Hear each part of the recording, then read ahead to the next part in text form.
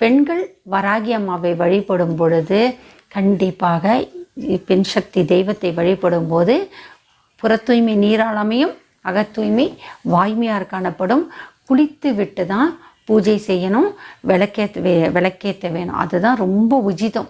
அதை கண்டிப்பாக நம்ம செய்யணும். வெறும் முகத்தை அனுப்பிட்டு விளக்கேற்ற சொன்னாங்க யூடியூப்லனா பிரபலமானவங்க சொன்னாங்கன்னு. இதில் பிரபலமே கிடையாது. அந்த காலத்தில் வாழ்ந்த முன்னோர்களை கேளுங்க. பாட்டி நான் குளிக்காமல் விளக்கேற்றட்டமா பாட்டி அப்படின்னு சொல்லு.